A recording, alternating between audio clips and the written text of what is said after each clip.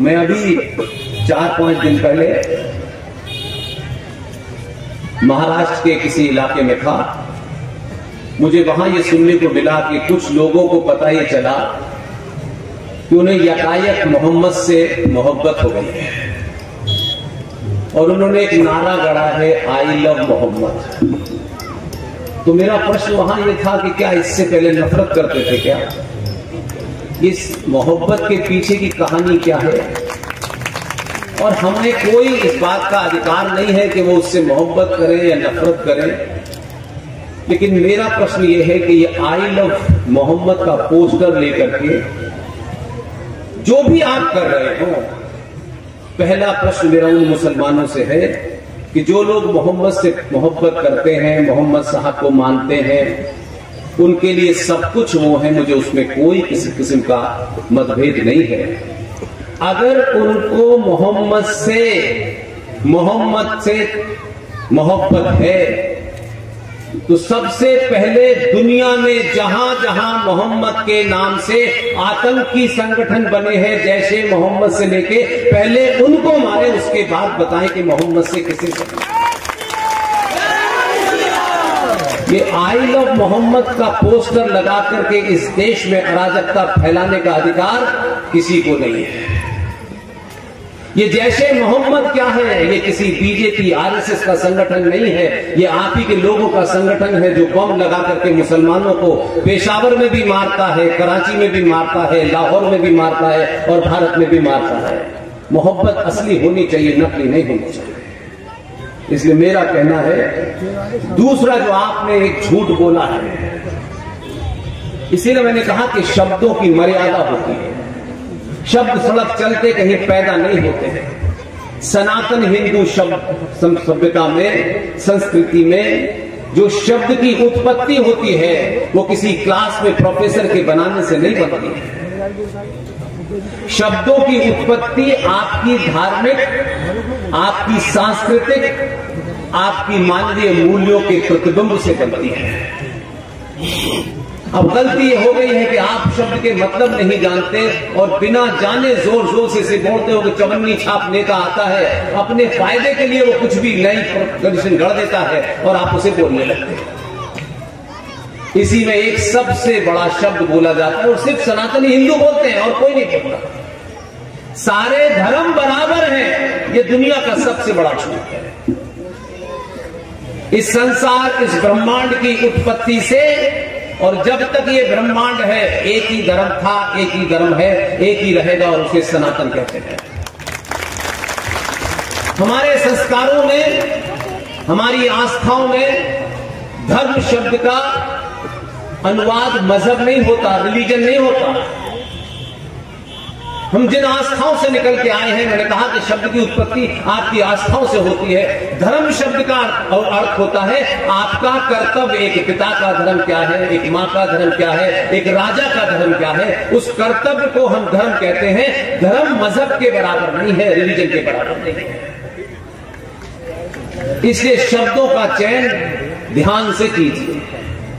ऐसे ही एक शब्द का इस्तेमाल आप लोग बहुत कर रहे हैं और हमारी संस्कृति का शब्द है, किसी डिक्शनरी का शब्द नहीं है। ऐसा नहीं था कि कुछ अंग्रेज यहां आ गए थे, उसके बाद हमें ज्ञान बांट गए थे।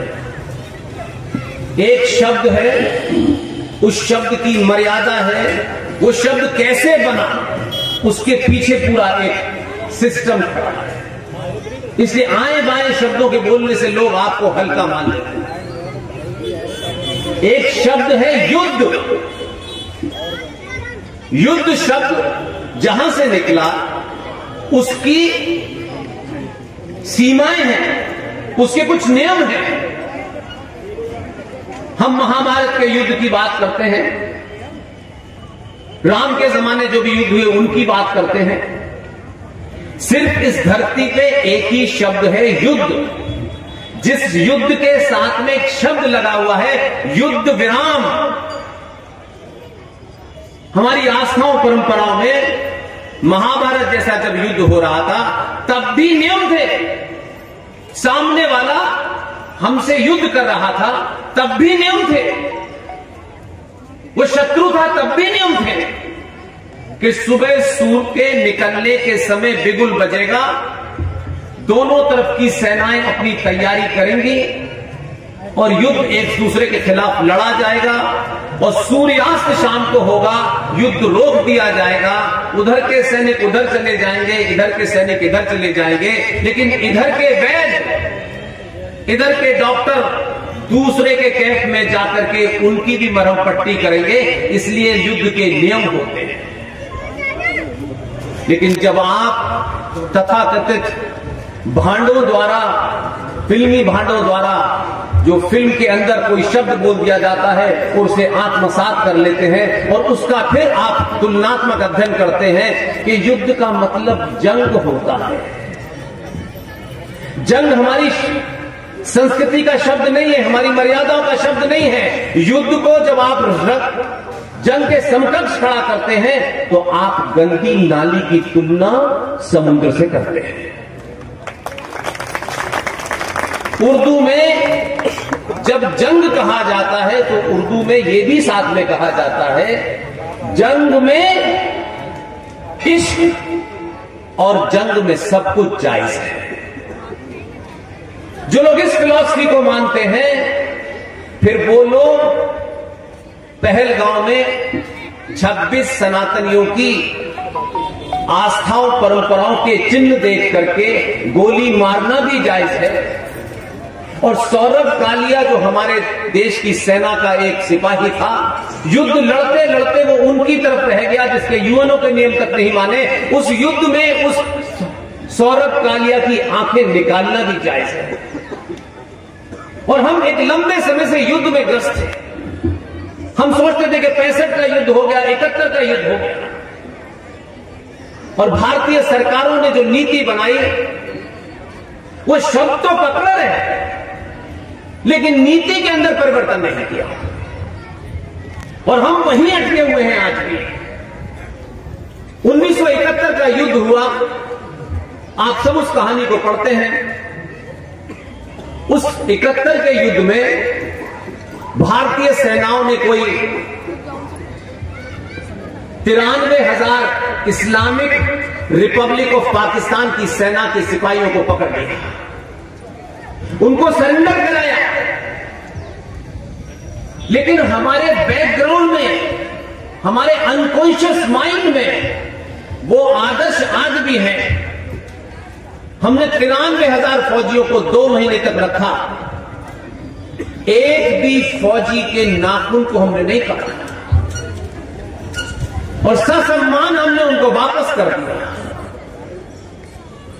हम 71 में लटके रहे, 65 में लटके रहे।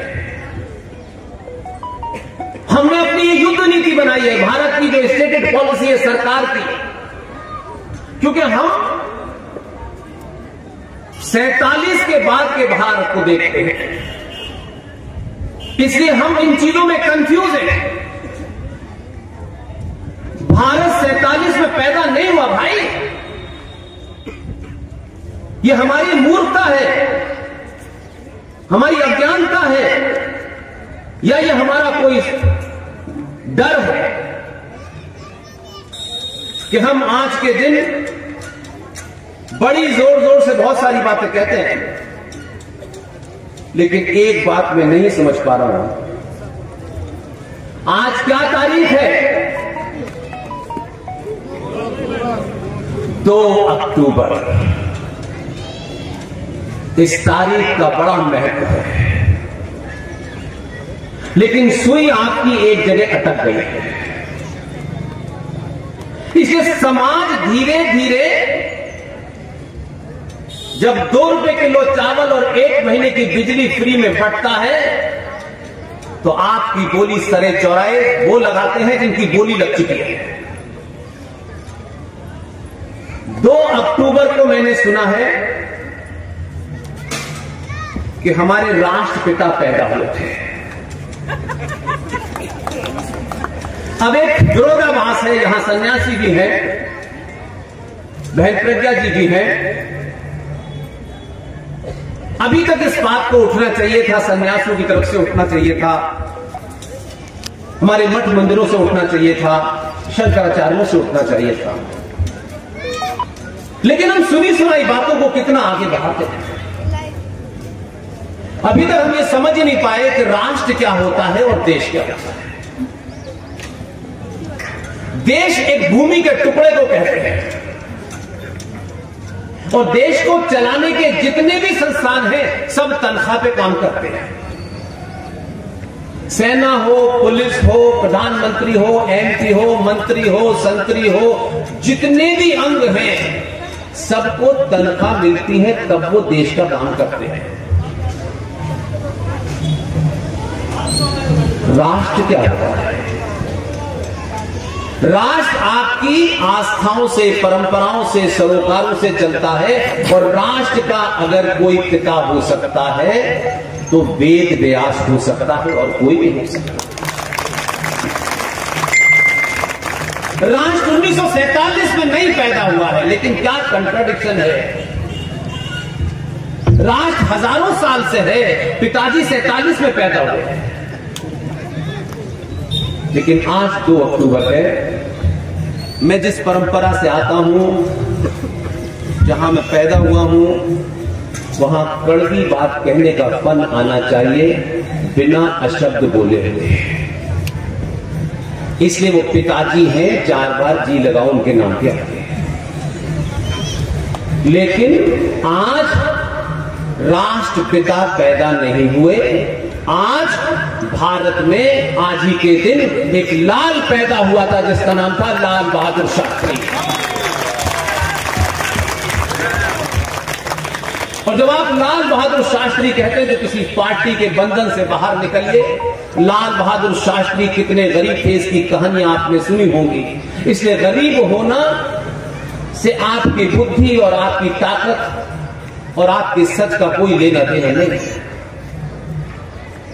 उस छोटे से आदमी को बहुत छोटा सा समय मिला और उस छोटे से समय में उसने 65 में जो पाक जमीन है, जिसे बताते हैं कि अल्लाह ने बनाई है, क्योंकि उससे पहले अल्लाह ने कोई जमीन ही नहीं बनाई थी, उसको घर में घुस के तब मार चुके हैं।